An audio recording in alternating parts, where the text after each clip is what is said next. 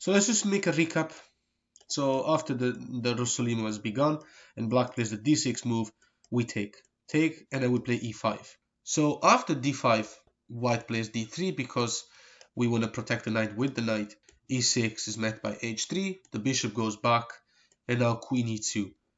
So bishop e7, developing of the bishop to the only square available. So as you notice, the vast majority of these moves are all forced. So you can literally drive the game into the direction you want to. White castles, and then after black develops to the only square available. We will also go through so many other lines. Just bear with me and keep following the videos, and we will cover everything that we need to know. So after knight h6, g4, another forcing move, bishop g6, and knight b3. Start applying pressure to c5.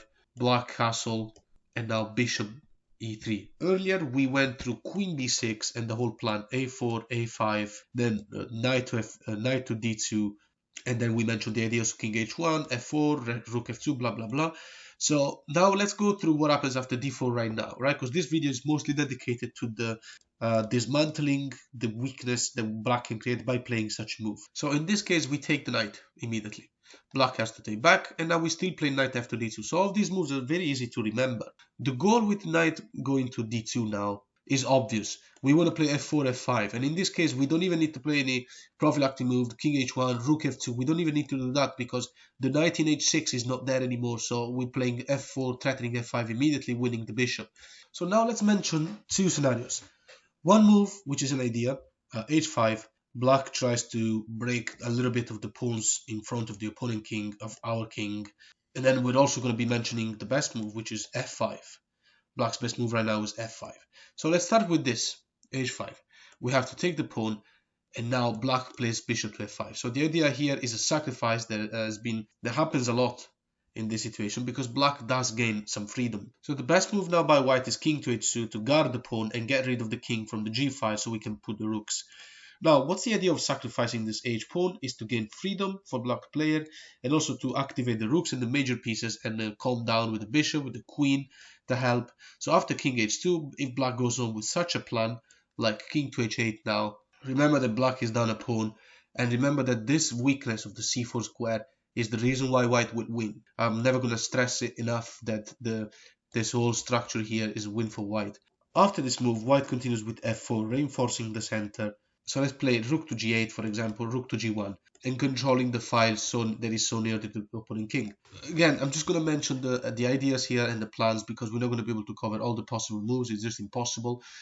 The major stress in this game is to be put on this weakness of this center like this, and the fact that we have availability to reach such squares. That means the white player right now, as you might not know, white has an advantage of +4, +5, or something like that. So what can black do now? But black will have to bring the pieces forward. The reason why this doesn't actually work for black is that black can never double up this rook. Rook cannot go to g6, g5, g4, g3. All of these squares are attacked by white pawns or pieces. So also the rook cannot go to g7 because simply we take. And then king takes, and then rook g1, and now we're going to control this file forever. Unless black plays something like queen, let's say, I don't know, queen b6, queen c7, queen d5. There's just so many moves, it's going to be impossible to go through all of them, but I'm pretty sure we're all getting the ideas. Now white plays the excellent move knight e4, and here there's two possibilities for black. Either black takes, or black plays exactly what he wanted to play, which is rook to g8, which is the reason why he played rook to g7, so that he could then challenge the other rook again and activate all of the pieces. So let's just mention that if it was white to move again, right now after playing knight to e4, covering this g2 square, our move now will be queen g2, which will end the game, right? This is unstoppable. We all understand why. And so after knight e4, let's say black plays rook to g8 immediately. We swap. King takes. We're swapping everything. We're going to an endgame against an opponent having the bishop pair, but we have an excellent pawn structure, an extra pawn, and black has weaknesses in certain squares. So now what we're going to play is queen to g2, and after the king moves, we play knight to d6. So we are really happy to trade everything, even though we only have one extra pawn. And the reason why we're happy to do so is because in the endgame, black's pawns are weaker than white pawns. Now, black can either trade everything or take the knight. Taking the knight is worse because we take the queen, and now black taking us with the e-pawn meaning we can take the bishop in d6. We have a passed pawn, really strong passed pawn. We have a threat of knight taking pawn in c5 and go to d7. This cannot be stopped. A move like c4 is met by knight to d4, attacking the bishop and winning even more material. And so white is winning the endgame. Same thing here after queen takes. If pawn takes back, obviously we take back. And now it's going to cost the black player some more effort to defend the d7 square. So after e5, we simply take the pawn. And it's completely won. Knight c5 and then d7. In this position, after the move knight d6, what happens after queen takes queen? We obviously take back.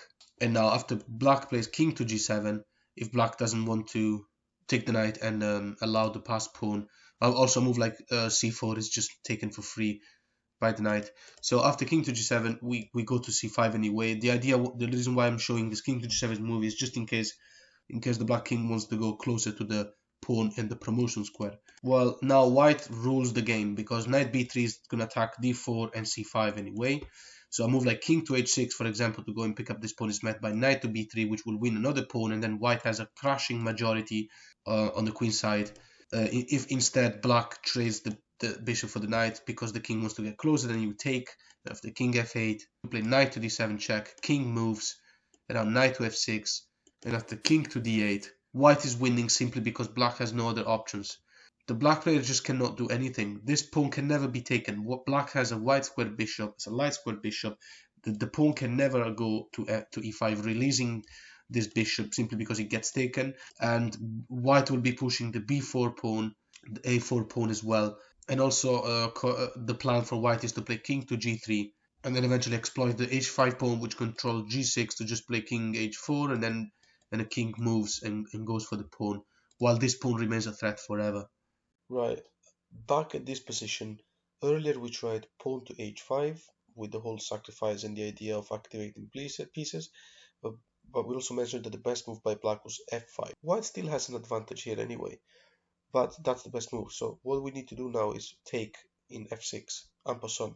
Now black can take with the rook or with the bishop. If black takes with the bishop, we don't really bother going to c6, and because of the attack of the bishop to f7, then we can take c6, but then the rook comes and kind of helping black's development. Yeah, black is giving up stuff, but he's opening a lot of files. The more accurate move actually is knight to c5. Now the idea obviously is to go to e6 with the knight. So black's best move now is rook to e8, and white responds with f4. The idea now is to still take the pawn in e6 without worrying about being pinned by the queen to e7, having a double attack on the knight, simply because we will have a pawn in f5 that will support the knight in e6, and even if bishop takes, then we can take back. So black's best move now, and I'm checking the engine for each one of these moves, and I'm also trying to understand the reason behind it, is queen to d5. Well, obviously queen to d5 doesn't need any explanation. It protects the pawn a bit further and just puts the queen in a much more useful square. Now the move is b4. We're exploiting the weakness of black's pawn structure to just put our pieces into square that cannot be attacked by any pawns, for example our knight in c5, and we just defend it with a pawn, and we don't have to worry about the queen taking it, and we can just leave it there forever. And so we don't even have to worry about, like, for example, bishop to e7.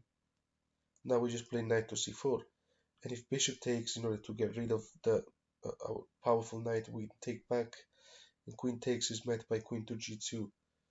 The idea is to play rook a to e1, and then rook doubling up from e5, attacking the queen. The queen will have to move away, and that will help our development of the rooks, lifting up, attacking the weakest black pawn in e6, and also still allowing an attack on c6. Anyway, here black's best move is h5. Now here we still play rook a to e1. After pawn takes g4, we simply take back, and now black's best move is rook a to d8. Well, of course, rook b8 looks like the rook is going to an open file, but where would you like to put the rook? You can't really go to b3 or b2 or b1 because every one of these squares is attacked by a piece. And you might want to do rook b7 and rook b8, but the thing is, you're still not going anywhere. All of these squares are very well protected, and so is the last rank. So after rook to d8, best move, white plays the knight in e5, protected by the f4 pawn, and goes on with the plan of playing queen h2 which will protect the knight when f5 is pushed. Next move. So queen f2, f5. The queen and the rook will protect the knight.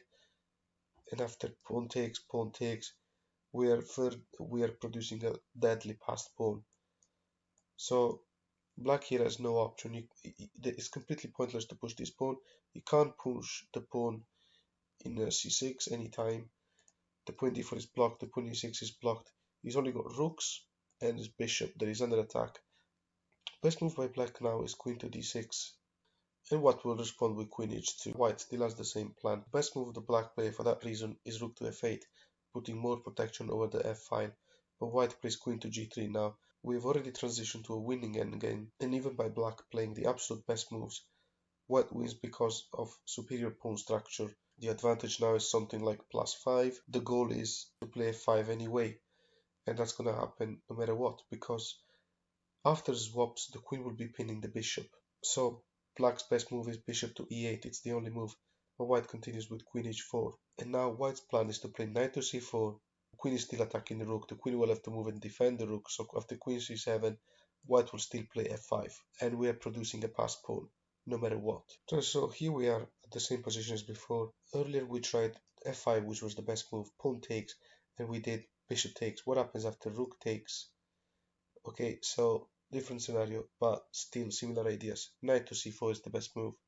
The goal is still rook a to e1, f4, f5. We're gonna have two attackers on the bishop. So now it's black to move, and there's plenty of possibilities. We are gonna have to pick one of them and just talk about the various scenarios that arise. Queen f8 is a good move.